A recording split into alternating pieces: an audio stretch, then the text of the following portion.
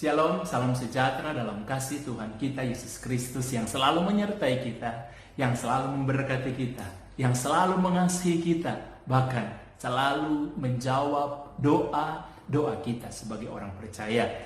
Bapak Ibu yang diberkati Tuhan, saudara-saudariku yang diberkati Tuhan, salam berjumpa lagi dalam firman-Mu, sharing firman-Mu pelita bagi kakiku. Mari kita buka firman Tuhan hari ini dalam Yesaya pasal ke-42 ayat yang ketiga. Sekali lagi, Yesaya pasal ke-42 ayat yang ketiga. Bulu yang patah terkulai tidak akan diputuskannya, dan sumbu yang pudar nyalanya tidak akan dipadamkannya. Tetapi dengan setia ia akan menyatakan hukum. Saudara yang diberkati Tuhan, Bapak Ibu yang diberkati Tuhan, mungkin hari ini saudara dalam posisi ekonomi saudara seperti pelita yang hampir padam. Kehidupan pernikahan saudara seperti pelita yang hampir padam. Karir saudara mungkin hari ini seperti pelita yang hampir padam. Ketika saudara melihat masa depan, saudara yang lihat kegelapan. Tidak ada masa depan. Masa depan saudara seperti pelita yang hampir padam. Saudara tidak mudah menghadapi keadaan saudara dalam kegelapan. Ya, dalam arti begini saudara, pelita yang hampir padam nyalanya tinggal kecil sekali. Sehingga ketika dibawa di kegelapan, nyaris tidak bisa saudara melihat jalan keluar di dalamnya. Tapi saya ingin katakan kepada saudara, selalu saya katakan ini kepada saudara. Kalau saudara tanya sama saya, apa yang harus saya lakukan? Saya bilang kepada saudara, datang kepada Yesus.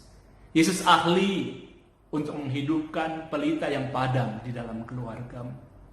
Yesus sangat-sangat tahu bagaimana cara menghidupkan pelita yang hampir padam di masa depan. Yesus selalu tahu cara bagaimana menangani pelita yang hampir padam di dalam ekonomimu. Yesus selalu tahu bagaimana caranya menangani pelita yang hampir padam di dalam pekerjaan. Saudara yang diberkati Tuhan, dalam setiap sharing firman-Mu pelita bagi kakiku, kalau saudara ikuti dari pertama, saya selalu akan menceritakan kepada saudara bagaimana pengalaman-pengalaman orang-orang percaya di kehidupan mereka. Apa yang mereka hadapi, bagaimana cara mereka hadapi, dan pada akhirnya mereka melihat kemuliaan, kebaikan, mujizat, dan pertolongan Tuhan. Kali ini saudara, saya akan menceritakan kepada saudara seorang wanita yang sebenarnya kehidupannya hampir padam.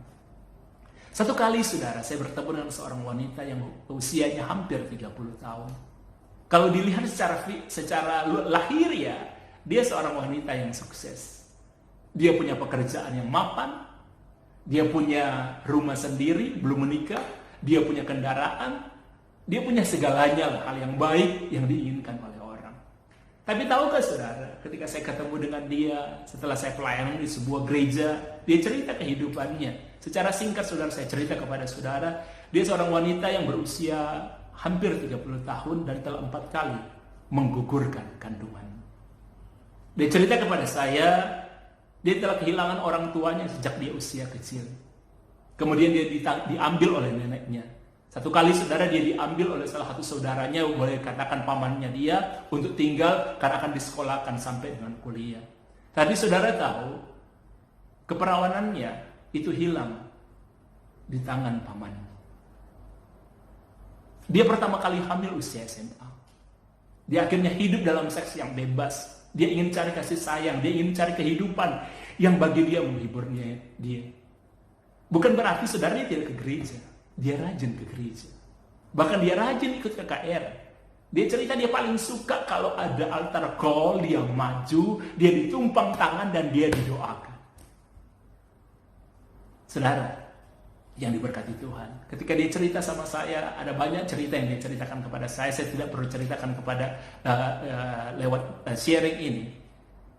Tapi saya bilang sama dia, saya bilang sama anak perempuan ini, anak gadis ini, kamu, urusan dosa kamu itu bukan urusan saya, karena saya nggak mati buat kamu. Dosa kamu itu urusan Tuhan, kamu dengan Tuhan Yesus, karena Yesus yang mati buat kamu. Saya tidak akan melihat dosa-dosa kamu, karena urusan dosa kamu itu bukan urusan saya. Satu hal yang saya ingin tanya sama kamu, saya bilang sama dia, kamu ingin berubah enggak? Karena kalau kamu tidak ingin berubah, percuma semua ini. Saya bilang sama dia, kamu harus mengerti keselamatan itu anugerah. Keselamatan itu anugerah. Kamu nggak perlu bayar apa-apa untuk selamat. Asal kamu percaya. Karena Yesus telah membayar semuanya lunas di kayu salib. Untuk masuk surga, untuk nama kamu ada di buku kehidupan, kamu nggak perlu bayar apa-apa. Cuma percaya aja. Kehidupan ini saya bilang anugerah. Tetapi, kamu butuh usaha. Ada harga yang harus kamu bayar untuk kehidupan ini. Kamu harus berubah. Kamu harus berjuang. Saudara yang diberkati oleh Tuhan Yesus Kristus, saya bilang sama dia, kamu harus punya komitmen tiap hari baca firman Tuhan. Paling tidak 1 hari 3 pasal. Karena saya dari dulu yakin, saudara, firman-Mu pelita bagi kakiku, terang bagi jalanku. Orang bisa berubah, saudara, karena mendengar firman Tuhan. Oke? Saya bilang kamu harus komitmen berdoa pagi sekali. Ya, paling tidak 15 menit malam. Saudara, karena dia wanita, saya nggak mungkin membina dia secara langsung. Saya bilang, saya akan carikan kamu seorang kakak pembina. Ya, wanita supaya lebih baik. Saudara, akhirnya saya bertemu di kota itu, saya hubungi salah seorang yang pernah menjadi murid kami juga dulu dalam pemuritan untuk membina anak ini, untuk mengarahkan anak ini. Saya bilang sama dia, ketika kamu ada dalam pemuritan, yang kami akan ajarkan kepada kamu itu kebenaran. Dan ketika kami marah, itu bukan marah karena kami kasar, tapi karena benar. Dalam arti begini saya bilang sama dia, ketika misalnya kamu melakukan hal-hal yang seperti dulu kamu lakukan, kami akan peringati kamu dengan kebenaran. Saudara yang diberkati Tuhan, dia komitmen. Gak mudah untuk berubah. Tapi saya bilang sama kakak pembina yang membina dia, kamu harus keras sama dia. Gak perlu kasar, tapi keras. Keras dalam arti begini, firman itu harus ditegakkan. Benar ya benar. Jangan berbuat dosa ya jangan. Oke? Harus keras saya bilang. Karena benar. Bukan kasar. Beda, saudara. Saudara, kadang-kadang dia mengeluh. Karena melarang dia untuk keluar malam. Oke? Melarang dia, saudara, untuk pergi ke diskotik dan lain sebagainya. Tapi saya bilang begini, kalau kamu komitmen, kamu akan melihat kemuliaan Tuhan nyata dalam kehidupan kamu. Saudara, anak ini pelan-pelan mulai berubah, dia mulai berubah. Dulu dia kasar sekali. Kata-kata yang keluar dari mulutnya itu kasar. Dia mulai berubah, saudara. Dia mulai berubah, wajahnya mulai lain. Dia secara fisik menarik, saudara. Tapi kalau saudara lihat kedalaman matanya, lihat wajahnya dengan baik, saudara akan tahu tidak ada kehidupan di matanya. Kosong matanya, saudara. Anaknya mulai berubah, dia mulai berubah, saudara. Dan dia mulai nggak merindukan lagi dunia malam. Dia nggak merindukan lagi, saudara, kehidupan seks yang bebas. Dia nggak merindukan itu lagi. Dia mulai berubah dan dia mulai berubah komitmen. Satu kali, saudara, dalam pertemuan saya, ketika saya datang di kota di mana dia tinggal, saudara, saya pelayanan di gereja, saya ketemu dengan dia, dengan kakak pembinanya yang saya minta tolong untuk membina anak ini. Satu kali, saudara, ketika kami selesai ketemu dan kami doa sama-sama, Tuhan taruh di hati saya untuk tanyakan kepada dia apa yang dia minta. Dan pendoa juga saya berpesan sama dia. Saya punya tim doa yang selalu berdoa, saudara, bagi orang-orang yang kami layani. Pendoa saya juga bilang memang sama saya, Pastor, kalau ketemu dengan dia, tanya sama dia, apa yang dia mau minta sama Tuhan. Tuhan udah lihat komitmennya dia. Tapi saya selalu pikir begini, apapun pesan pendoa saya, ketika saya bertemu dengan seseorang yang dipesankan ada doa dari pendoa, saya selalu menunggu di hati saya untuk bisa berbicara, saudara. Dan Tuhan gerakkan saya untuk berbicara. Saya bilang sama dia, kamu berdoa apa? Kamu minta apa? Sangat mengejutkan, saudara, dia bilang begini sama saya, Kak, saya mau minta suami. Saya kaget, saudara. Kamu minta apa? Suami. Saya mau menikah, Kak. Saudara, jujur, saudara. Jujur, saudara, saya kaget. Saya bilang sama dia, alah, begini. Kamu minta yang lain lah. Kamu minta yang lain lah. Jangan minta yang itu. Ya, kamu minta yang lain. Dia bilang, enggak, Kak. Kamu nggak ada permintaan yang lain? Saya bilang, enggak, Kak. Saya meminta suami. Pada akhirnya, saudara, saya doakan dia. Selesai kami pertemuan, saudara, kami diantarin dia pulang.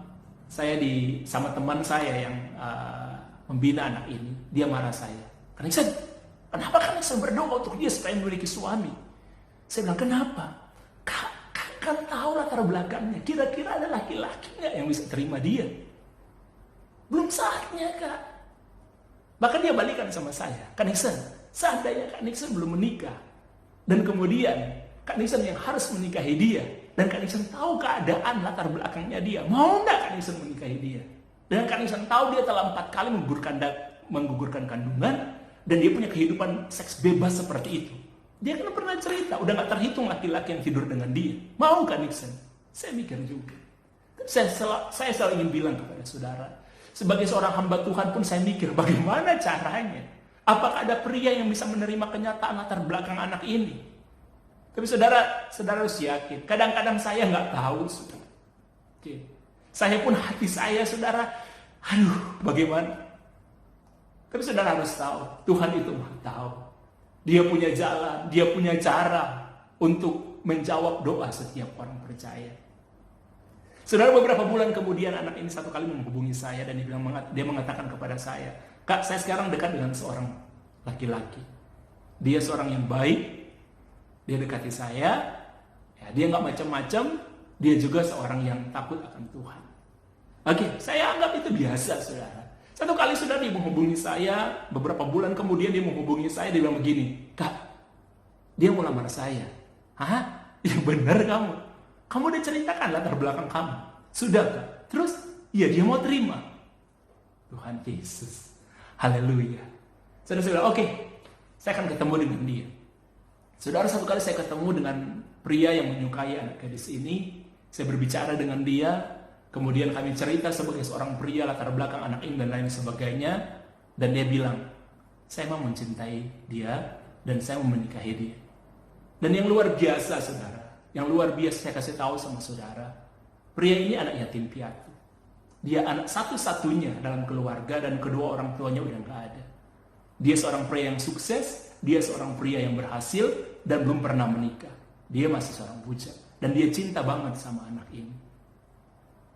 Saya bersyukur, saudara. Mungkin kalau dia punya keluarga, masih punya orang tua atau saudara kandung, mereka mungkin akan menolak. Ya, mereka akan menolak. Mungkin pria ini bisa suka, tapi keluarganya pasti ada friksinya. Melihat kenyataan mungkin calon istrinya punya latar belakang seperti itu. Saudara, pada akhirnya mereka menikah. Pada akhirnya mereka menikah. Saya salah satu orang yang sangat terharu. Saya memang tidak bisa datang di hari pernikahannya, saudara. Tapi saya salah satu orang yang terharu ketika beberapa waktu setelah mereka menikah, saya datang di kota mereka, kemudian saya pelayanan di gereja. Di kota itu, saudara, saya ketemu dengan mereka. Wow, luar biasa. Saya kasih tahu sama saudara, mereka telah memiliki keturunan, bahkan sekarang saudara mereka telah memiliki 2 anak.